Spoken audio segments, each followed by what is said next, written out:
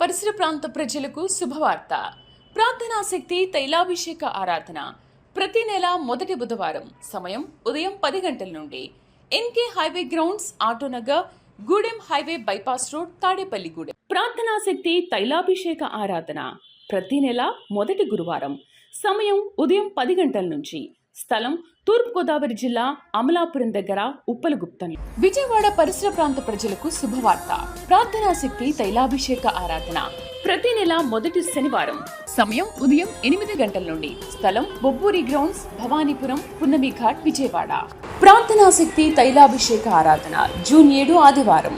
సమయం సాయంత్రం 5:30 స్థలం ఎన్ఆర్సీ గార్డెన్, మూసాపేట్, పిల్ల నంబర్ 842, కూకట్పల్లి. ప్రార్థనాశక్తి తైలాభిషేక ఆదివారపు ఆరాధన సమయం ఉదయం 8:30 గంటల నుండి. స్థలం వైస్రాయ్ గార్డెన్స్, జుబ్లీ బస్టాండ్ ఎదురుగా, సికింద్రాబాద్. ప్రార్థనాశక్తి తైలాభిషేక ఆరాధన ప్రతి నెల 2వ మంగళవారం. సమయం ఉదయం 10 గంటల నుండి. Shri convention hall, CR Reddy women's college, Vatluru, Eluru. ప్రార్థనాశక్తి తైలాభిషేక ఆరాధన ప్రతి నెల 2వ బుధవారం. సమయం ఉదయం 9 గంటల నుండి. స్థలం airport road, quarry market, Renuka apartment దగ్గర, రాజమండ్రి. ప్రార్థనాశక్తి తైలాభిషేక ఆరాధన ప్రతి నెల 2వ శుక్రవారం. సమయం ఉదయం 10 గంటల నుండి. స్థలం కాపు కళ్యాణ మండపం, ఎన్ఎఫ్సిఎల్ రోడ్, ఆర్టీఓ ఆఫీస్ పక్కన, ఆర్ఆర్ నగర్, కాకినాడ. ప్రార్థనాశక్తి తైలాభిషేక ఆరాధన ప్రతి నెల 2వ శనివారం. ఉదయం 8 గంటల నుండి మధ్యాహ్నం 12 గంటల వరకు. స్థలం కూరగాయల మార్కెట్ ఎదురుగా, government degree college road, Ravulapalem. ప్రార్థనాశక్తి గుడారాల పండుగలు జూన్ 23, 24 మంగళ బుధవారం. సమయం ఉదయం 9 గంటల నుండి. ASR function hall, Chabolu road, Nandyal. Yesayya నామములో మీకు వందనాలు తెలియపరుస్తా ఉన్నాను. ప్రియులరా, ఈ దినం కొరకు దేవుడు సిద్ధపరిచిన వాగ్దానాన్ని మనం స్వాధీనపరచుకుందాం.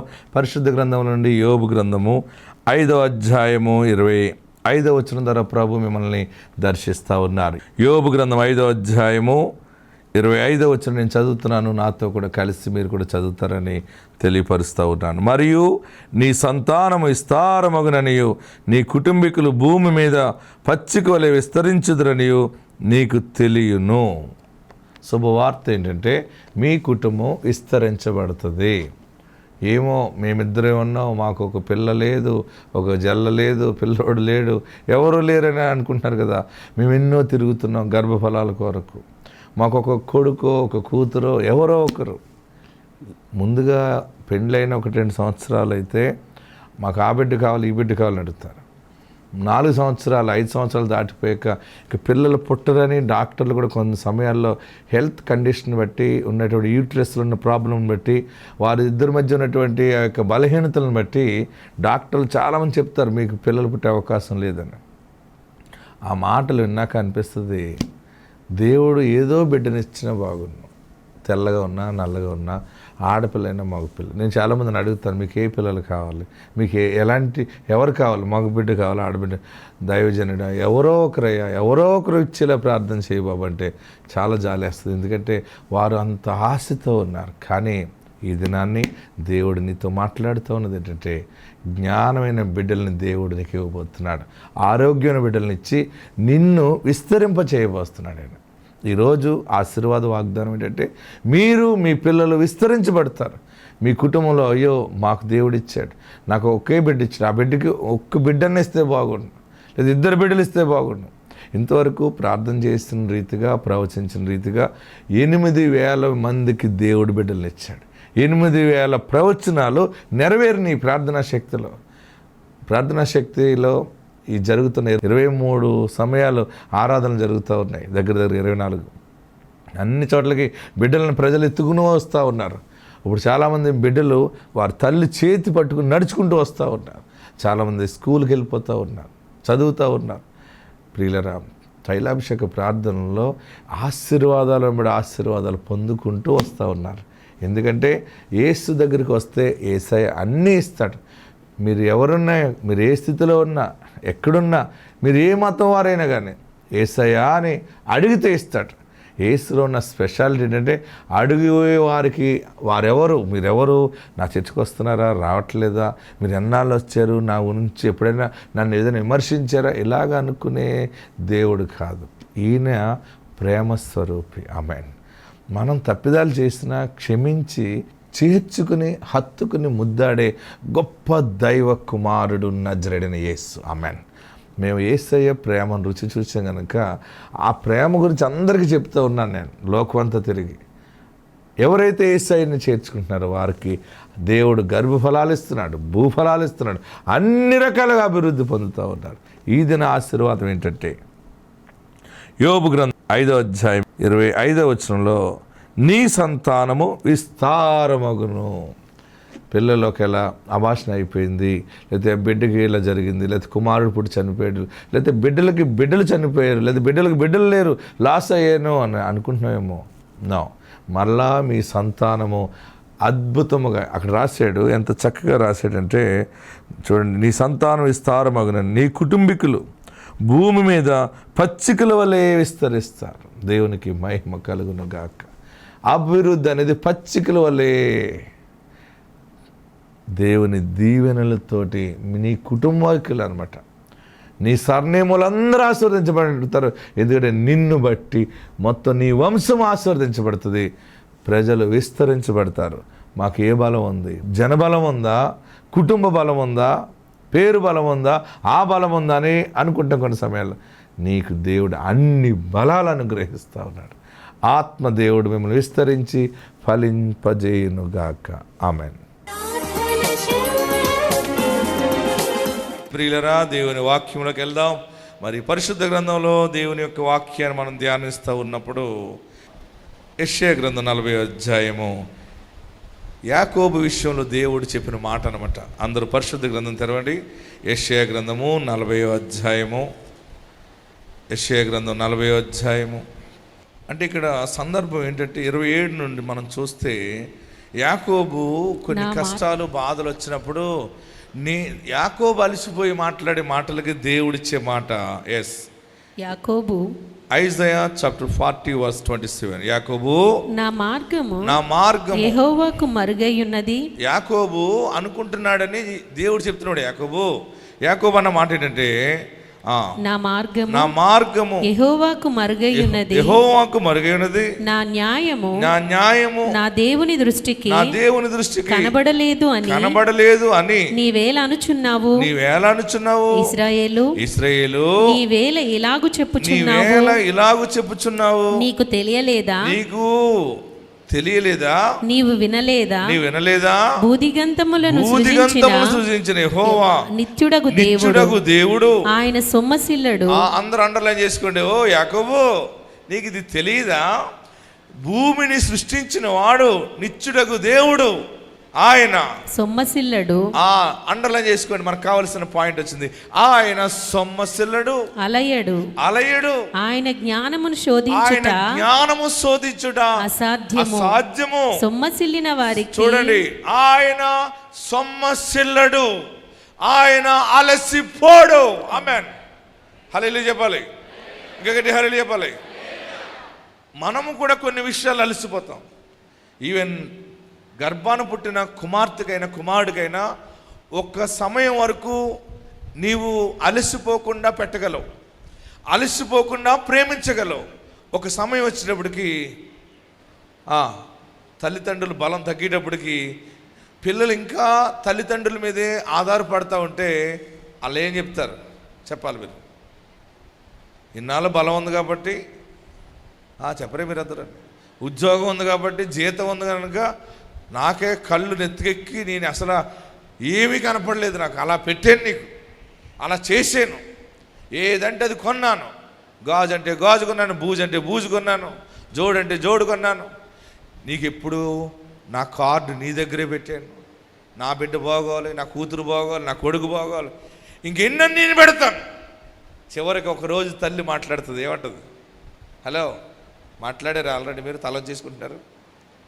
ఒకరోజు తండ్రి మాట్లాడతాడు, నేను చేసింది చేయవలసింది చేశానమ్మా, ఇక మీరు జాగ్రత్తగా మీ భార్యలతో బ్రతకండి, మీ భర్తలతో మీరు బ్రతకండి, మీ తెలుగుతో మీరు బ్రతకండి, నా వైపు చూడకండి అని చెప్పే సమయము రాస్తుందా రాదా? ప్రతి తల్లిదండ్రులు ఒక సమయం వచ్చినప్పుడు ప్రేమలో కూడా అలసిపోతారు, పెట్టడంలో అలసిపోతారు, ఇవ్వటంలో అలసిపోతారు. ఎవరికైనా ఏదైనా చేసినప్పుడు చేసి చివరికి ఏదో ఒక రోజు శుభం కార్డు చెప్పేస్తారు. నీకు ఏమంటారు? మరి శుభం జాగ్రత్తగా వెళ్ళరండి. మీరు బ్రతకండి అమ్మా. మీరేదో తెలివిగా ఆలోచన చేసే సమస్యను క్లియర్ చేసుకోండి. ఏదో మేము ముసలోళ్ళు అలా బ్రతుకుతున్నాం, గంజి తాగుతూ, షుగర్ రాకుండా మొలకలు తింటూ, ఇంకే కొత్తవి వచ్చినాయి. ఇప్పుడు వాళ్ళు దెయ్యం దుట్టులాగా అయిపోతున్నారు ఆ మొలకలు తిని. అంటే కొన్నాళ్ళు బ్రతకాలని ఓల్డ్ ఏజ్లో తల్లిదండ్రులు కూడా అలసిపోతారు. కానీ నీకు జన్మనిచ్చిన నీ తండ్రి నీకు పెట్టడంలో, ప్రేమించడంలో అలసిపోతాడేమో, తల్లి అలసిపోతుందేమో, కానీ నిన్ను కన్నవాడు సృష్టికర్త లోకరక్షకుడు యేసు నీ చివరి శ్వాస వరకు ఆయన అలసిపోడు. ఆయన ఆశీర్వాదాలు పొందుకుని నువ్వు అలసిపోతావు. ఇంకా చూడండి, ఏంటి చెప్పాలి, ఆయన నువ్వు అడిగింది ఆయన ఇవ్వటం ఎలాగిస్తాడంటే నువ్వు అలసిపోయినంత ఆశీర్వాదం ఇస్తాడు నీకు. బాబోయ్ నాకు చాలు ఈ బంగారం అంటావు, నాకు చాలు ఈ ఆస్తి. ఈ ఆస్తి ఎందుకు, ఈ బంగారాలు ఎందుకు, ఇంత ఇదెందుకు, ఇంత జనం ఎందుకు, ఆ బలం ఎందుకు అని అనుకుంటాం.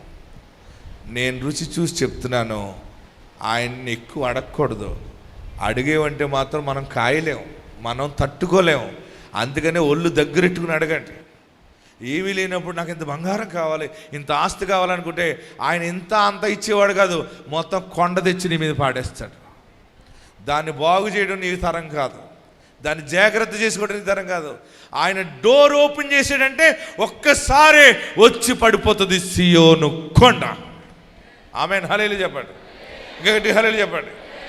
నేను మంచిగా బండి వేసుకుని తిరుగుతున్నప్పుడు ఒక్కరోజు గట్టిగా ప్రార్థన చేశాను. వాళ్ళు సభలు పెడుతున్నారు, వీళ్ళు సభలు పెడుతున్నారు, నేను ఎంత మంచి ప్రసంగం చేస్తున్నాను, జనం లేరు బాబు, ఇక్కడ 20 మంది 15 మంది వస్తున్నారు, వారికి ఎంతో మంచి వాక్యం చెప్తున్నాను.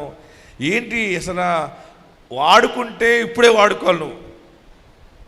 నేను మంచి బలంలో ఉన్నాను, జ్ఞానంలో ఉన్నాను, తెలివి ఉంది, నాకు థియాలజీ ఉంది, అన్నీ నేర్చుకున్నాను, నీ దర్శనం ఉంది. వాడుకుంటే ఇప్పుడే వాడుకో. కొంత సేవ ఏ సేవకులకైనా అప్పగించు బాబు అంటే కుదరదంటే కుదరదన్నాడు. పోని చేతులుంచి ప్రార్థన చేయటం మానేసి ఇంకో రకం ఏదైనా చూపించంటే మాట్లాడట్లేదు. నా కృప నీకు చాలు అన్నాడు. ఇంకా మన పని ఏం లేదు, నోరు మూసుకుని వెళ్ళిపోవాలి, రావాలి, చేయాలి, ఉండాలి. ఆయన ఏది మరలా చెబుతాడో. ఏమీ సేవ చిన్నగా ఉన్నప్పుడు అడిగాను, ఎందుకు చేయలేము, బోల్ సేవ చేయొచ్చని. నేను చేయలేను, ఇంత సేవ చేయలేను అన్నంత స్థాయిలోకి దేవుడు తెచ్చిచ్చాడు. హల్లెలూయా చెప్పరే, ఇంకా గట్టి హల్లెలూయా చెప్పరే, ఇంకా గట్టి హల్లెలూయా చెప్పరే. అదని ఇదని దేని మీద లేదు. ఇప్పుడు నాకు దేని మీద ఉందో తెలుసా? నీవు నీళ్ళ మీద నడిచావు కదా బాబు, నేను నడాలని ఆశతో అడుగుతున్నాను. ఆమేన్, హల్లెలూయా. నేను నీ దగ్గరికి వచ్చినప్పుడు కుడి పార్శ్వమున ఉండాలా. ఇంకొకటి అడుగుతున్నాను, నీవు లాజర్ని లేపేవు కదా, ఆ బాహుబలం నాకు ఇది. ప్రియులరా, మనము నీతి నిమిత్తమైనది అడుగుదాం. ఇప్పుడు నువ్వేది ఒక ఇల్లు అడుగుతున్నావా, ఒక ఉద్యోగం అడుగుతున్నావా, ఒక బిడ్డను అడుగుతున్నావా? నీవు మొయ్యలేనన్ని ఆశీర్వాదాలు ఖర్జూర వృక్షం వల్లే నువ్వు బరువుగా కాయలు కాస్తావు. నీ వ్యాపారంలో దీవెన వస్తుంది. మీరు ఈరోజు ఉన్నట్టు ఉండదు. మీరు గమనించుకోండి, తొందరలోనే అసలు ఊహించని ఆశీర్వాదకరముగా నీ కుటుంబం స్థిరపడుతుంది, నీ బిడ్డ స్థిరపడతాడు. ఆదాయం లేదని నీ భర్తని ఏమనకు, తక్కువ చేసి మాట్లాడకు. మాయదారాడా టీ తాగు, ₹1 కూడా తెచ్చేది లేదనకు. కాఫీ పెట్టినా, టిఫిన్ పెట్టినా, భర్త ఏం తెచ్చినా తేకపోయినా ఇంకో 2 దోశలు వేసి పెట్టండి. ఆడు అడుగుతాడు, ఏంటి ఇప్పుడు లేని ప్రేమ ఎంత వచ్చింది ఏంటి నీకు, నేనేం చేయట్లేదు కదా, రోజు తిట్టిదాను కదా, నన్ను ఎందుకు ఇంత బాగా చూస్తున్నావు? 2 ఖర్జూర పళ్ళు కూడా పెట్టండి, నీరసం రాదురా. అవన్నీ చిన్నపిల్లోడిని చూసాడు చూడండి. అడుగుతాడు భర్త, ఏంటి ఇప్పుడు లేని ప్రేమ? ఈ ఆదివారం ఆరాధన అయినప్పుడు సాయంత్రం స్టార్ట్ అయింది ఏంటి అంటే, అప్పుడు నువ్వు చెప్పాలి, నీకు తెలియదు, నువ్వు బలపడు, దేవుడు నిన్ను ఆశీర్వదించబోతున్నాడు, దేవుడు నన్ను ఆశీర్వదించబోతున్నాడు. ఆ ఆశీర్వాదాలతో మనం ముందుకెళ్ళటానికి ఈ బలహీన సమయంలో మనం బలహీనం అవ్వద్దు. మనము ఇప్పుడున్న పరిస్థితిని బట్టి ప్రేమించుకోవటం కాదు, దేవుడు మనకిచ్చే సమయంలో కూడా ఆయన మహిమార్థముగా ఉండాలి. హల్లెలూయా చెప్పాలి, గట్టిగా హల్లెలూయా చెప్పాలి. భర్తలారా, మీ భార్యల విషయంలో కూడా వారు ఏమి కట్నం తెచ్చినా తేకపోయినా ఎంతో కొంత తెస్తారు, ఇంత తెచ్చామని చెప్తారు. అందరూ అదే వరుసప్పుడు ఏడ్చి వాళ్ళు ఏడిపించడానికి మాట్లాడుతుంటారు. ప్రియులారు, ప్రతి భార్యకి తెలుసు తన భర్త ఎంత కష్టపడతాడో, ఎంత ప్రేమిస్తాడో, ఎంత చూస్తాడనే ఒక మంచి మనస్సాక్షి ప్రతి వైఫ్కి ఉంటుంది. హల్లెలూయా చెప్పాలి, గట్టిగా హల్లెలూయా చెప్పాలి. కానీ ఇప్పుడు దేవుడిచ్చే గొప్ప కృప ఏంటంటే, మీకు ఉద్యోగాలు లేకపోయినా, వ్యాపారాలు లేకపోయినా, రోగాలున్నా, సమస్యలున్నా భయపడకండి. ఎప్పుడో కాదు, యేసు ప్రభు జన్మదినం రాకముందే నువ్వు వెల్ సెటిల్ అయిపోతావు. యేసు ప్రభు జన్మదినం అంటే ఎప్పుడు దాకా ఉంది? క్రిస్మస్ రాకముందే. మీరందరూ విశ్వాసంలో బలపడండి. నేను చెప్పిన వాక్యం ఎంతమంది తీసుకుంటారో అంతమంది జనవరి 1 దీవెనకరంగా అడుగు పెడతారు. ఇప్పటికే నేను చాలా కార్లు ఓపెనింగ్ చేస్తున్నాను. ఏ కారు ఓపెనింగ్ చేసినా నా హృదయం ఎంత ఆనందంగా ఉంటుందంటే, సంఘానికి వచ్చే వాళ్ళందరికీ సొంత కార్లు ఉండాలి. నేను అదే ప్రార్థిస్తున్నాను. అందరికీ ఓన్ హౌస్ ఉండాలి. అందరూ కూడా ఆత్మ సంబంధంగా బలపడాలి, గర్భఫలాలు కలిగి ఉండాలి, భూఫలాలు కలిగి ఉండాలని నేను దేవుని సన్నిధిలో ప్రార్థిస్తున్నాను. దేవుడు నా మొర ఆలకించాడు. మీకు దేవుని కార్యాలు మీకు ఇవ్వబోతూ ఉన్నాడు. ఆ కార్యాలు ఎలా వస్తాయంటే బాహుబలమును బట్టి వస్తాయి. ఆమేన్. ఆయన అలసిపోయేవాడు కాదు. ఒక్కసారి కృప చూపించి నా వల్ల కాదనేవాడు కాదు. నీ పిల్లల మీద ఆయన కృప అధికముగా దిగి వస్తుంది. నీ పిల్లల మీద కృప 1000 తరాలు ఉంటుంది. నమ్మిన వందరు గట్టిగా చప్పటి కొట్టి 7 మార్లు ఆమేన్ చెప్పండి. 1 2 3 4 5 6 7. దేవుని బాహుబలం.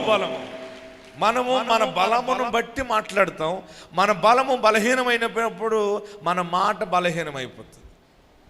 నీవు మాట్లాడవలసింది నీ బలము, నీ ఉద్యోగము, నీ తెలివిని బట్టి కాదు, ఆయన తెలివిని బట్టి మాట్లాడు. ఆయన బలమును బట్టి మాట్లాడాలంటే నీవు పరిశుద్ధాత్మను పొందుకోవాలి. పరిశుద్ధాత్మను పొందుకున్నప్పుడు నీ హృదయంలో మార్పు వస్తుంది. ఆ హోలీ స్పిరిట్ నీలోకి వచ్చినప్పుడు నీ యొక్క వే ఆఫ్ థింకింగ్ అంతా కూడా చేంజ్ చేస్తుంది. మాట్లాడే ధోరణి మార్చేస్తుంది. నేను అన్ని రకాలుగా దేవుని దగ్గర రుచి చూసి చెప్తున్నాను.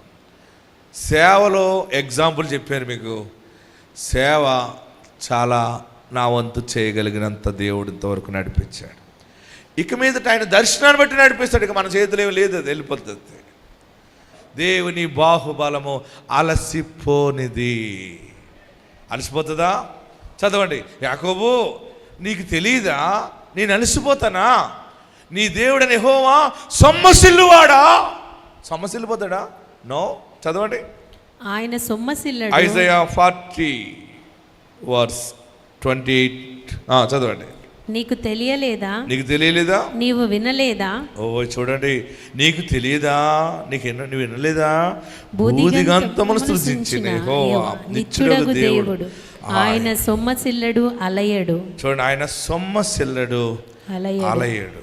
ఆయన జ్ఞానమును శోధించుట అసాధ్యము. సొమ్మసిల్లిన వారికి బలమిచ్చువాడు ఆయనే. ఆయనకి ఎంత ప్రెస్టేజ్ అంటే తిక్కలేసిపోద్ది ఆయనకి. దేవా నన్ను దీవించు, ఎన్నాళ్ళు దీవించు అంటే ఒక్కసారే కుప్పలా కూల్చేస్తాడు నీ మీద. నీ మీద ప్రేమ ఉన్న నీ దేవుడు ఎంత ఉంటుంది. ఇల్లు ఇచ్చి పడేస్తాడు, బంగారం ఇచ్చి పడేస్తాడు, ఐశ్వర్యం ఇచ్చి పడేస్తాడు, పేరు ప్రఖ్యాతులు ఇస్తాడు. నీకు మంచి పేరును ఖ్యాతిని కలగజేస్తాడన్నాడు. ఆయన అబద్ధికుడు కాడు. హల్లెలూయా. గట్టిగా హల్లెలూయా చెప్పండి. నిన్ను నడిపించేవాడు మామూలు వ్యక్తి కాదు. నీ కరువులో, నీ నష్టములో, నీ పేదరికములో, నీకు జరిగిన అన్యాయములో కొత్త బాహుబలమును చూడబోతున్నావు. ఆయన మహిమ కార్యాన్ని చూడబోతున్నావు. యాకోబు, నువ్వు ఇలాగనుకుంటున్నావు. యాకోబు విషయంలో దేవుడు నన్ను చూడట్లేదేమో. మళ్ళీ చదువుదాం. ఐజయా సొమ్మసిల్లిన వారికి బలమిచ్చువాడు ఆయనే. 28వ వచనం, సొమ్మసిల్లిన వారికి బలమిచ్చువాడు ఆయనే. శక్తిహీనులకు బలాభివృద్ధి కలుగు దాని ముందు చేయువాడు ఆయనే. ఇచ్చువాడు ఆయననే. ముందు దాని గురించి ఏం చెప్పాడంటే ఆయన సొమ్మసిల్లడు అలయడు. ఆమేన్. చాలా దానికి ఈ మాట. నిన్ను దీవించడంలో సొమ్మసిల్లడు ఆయన. ఒకదాని ఒకటి వస్తూనే ఉంటాడు అంతే. నీవు సొమ్మసిల్లేవని ఆయన సొమ్మసిల్లలేదు. నువ్వు అలసిపోయేవని ఆయన అలసిపోకుండా నీ పట్ల దయ చూపుతూనే ఉన్నాడు. ఆమేన్. తర్వాత ఏమన్నాడు? ఆయన సొమ్మసిల్లిన వారికి బలమిచ్చువాడు ఆయనే. అందరూ చదవండి. శక్తిహీనులకు బలాభివృద్ధి కలుగ చేయువాడు ఆయనే. శక్తిహీనులకు బలాభివృద్ధి కలుగజేయువాడు ఆయనే. బాలురు సొమ్మసిల్లుదురు అలయుదురు. ఓకే, సరైన పాయింట్కి వచ్చింది. చూడండి, బాలురు సొమ్మసిల్లి అలయుదురు. యవనస్తులు తప్పక తొట్టిల్లుదురు. యెహోవా కొరకు ఎదురు చూచువారు నూతన బలము పొందుదురు. వారి పక్షిరాజు వలె రెక్కలు చాపి చూడండి, పక్షిరాజు వలె రెక్కలు చాచి పైకి ఎగురుదురు. అలయక పరుగెత్తుదురు. సొమ్మసిల్లక నడిచిపోవుదురు. నీవు అలసిపోకుండా కంపెనీలు స్టార్ట్ చేస్తావు, నువ్వు వ్యాపారాలు చేస్తావు, పారిశ్రామికవేత్తలతో ముందుకు పోతావు. అలయక పరుగెత్తుదురు. అలసట అంటే నీ జీవితంలో పిల్లల గురించి కానీ, నీ పాడి పంటల గురించి కానీ, నీ బ్రతుకు, నీ చరిత్ర గురించి ఎక్కడ అలసిపోయే పరిస్థితి ఉండదు. ఇక అలయక పరిగెత్తుతారు. ఆత్మలో నువ్వు నడుస్తున్నావు కనుక నిన్ను పరిగెత్తే అనుభవంలోకి తీసుకెళ్తాడు. యెహోవా కొరకు ఎదురు చూచువారు. యాకోబుకి చక్కని సందేశం వెళ్తుంది. యాకోబు పైన 27వ వచనంలో, యాకోబు నా మార్గము యెహోవాకు మరుగైనది, నా న్యాయము నా దేవుని దృష్టికి కనబడలేదు అని అనుకుంటున్నావు. ఏమనుకుంటున్నావు నన్ను గురించి? ఇశ్రాయేలు, నువ్వు ఇది తేలేదు, అది తేలేదంటే అనుకుంటున్నావు. ఏమనుకుంటున్నావు నా గురించి? అసలు ఇశ్రాయేలు, నీకు తెలీదా? నేను సొమ్మసిల్లేవాడును కాను. ఆమేన్. హల్లెలూయా చెప్పండి. నిన్ను ఆయన నూరంతలుగా దీవించాడంతే. దీవిస్తాడుగా, దీవించాడని నమ్మితే చప్పటి కొట్టి ప్రభువుని స్తుతించాడు. అలయక పరిగెత్తుతావు. ఈ దినము నుండి ఒక ప్రత్యేకమైన ఒక డిఫరెంట్ స్పిరిట్ మిమ్మల్ని లీడ్ చేస్తుంది అనమాట. ఒక తెలియని ఆత్మది నీకు ఒక నడిపింపు. నీకేం అర్థం కాదు కానీ నీవు తీసుకునే నిర్ణయాలు దీవెనకరంగా ఆయన మహిమార్థంగా ఉండబోతా ఉన్నాయి. యాకోబు, దేవుడు నన్ను చూడలేదేమో అనుకున్నట్టు నీవు కూడా నన్ను దేవుడు ఎప్పుడు చూస్తాడు, ఎప్పుడు కరుణిస్తాడు. మానవుని బాహుబలము సొమ్మసిల్లేది. చిన్నగానే కార్యాలు చేస్తాం. మీరు అలసిపోని కార్యాలు చూస్తారు, దేవునిలో మీరు వర్ధిల్లుదురుగాక. అందరు తలలు వంచండి, కళ్ళు మూసుకురండి.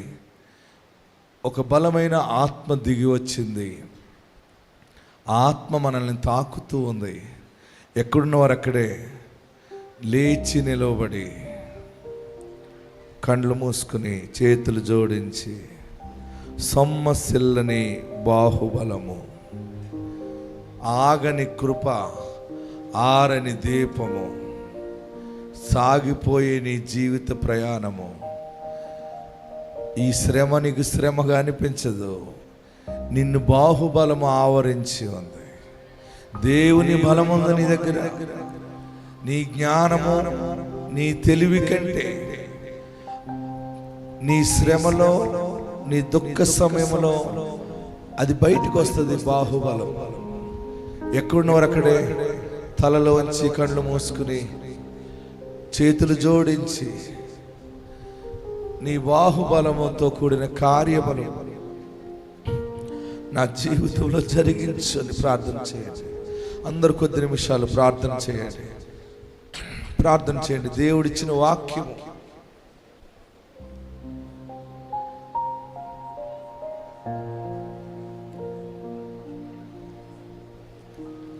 కళ్ళు మూసుకుని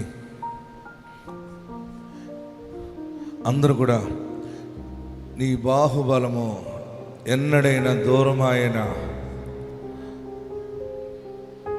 నీ బాహుబలము ఎన్నడైనా దూరమైందా బాబు? ఎక్కడున్నవారు అక్కడే కళ్ళు మూసుకునండి. ఎవరికో కాదు ఈ వాక్యము, నీకే. దేవుడు నీతో మాట్లాడాడు. ఆయన బాహుబలము బలహీనతలో బయటకు వస్తుంది, శోధనలో అది వెలుగులోకి వస్తుంది. నిరుత్సాహ స్థితిలో పడిపోయినప్పుడు నిన్ను లేవనెత్తుతుంది. అలయనిది, సొమ్మసిల్లనిది మామూలు బలము కాదు. ఆ బాహుబలమే మరలా నీలో కొత్త రక్తాన్ని ఇస్తుంది. ఆ బాహుబలమే నీ ఎముకలలోకి జీవాన్ని కలగజేస్తుంది. నీ జాయింట్స్లో ఆ కొత్త బలము మరల పుడుతుంది. ఒక సీడ్ ఏ రీతిగా చచ్చిపోయి తిరిగి బ్రతుకుతుందో, ఈ రోగము, ఈ శోధన, ఈ బాధలు, ఈ వేదన నిన్ను నలకొట్టేసినేమో, పరిమళించబడిన స్థితితో కూడిన సాక్ష్యము దేవుడిని ముందు పెడుతున్నాడు. అందరం ప్రార్థనలో ఉందాం. ప్రార్థన చేయండి. నీకు వందనాలు ప్రభువా, నీ దాసుడిగా ప్రార్థిస్తున్నాను. అందరితో నీ ఆత్మను ఉంచండి. యేసు నామములో అడుగుచున్నాము తండ్రి, ఆమేన్.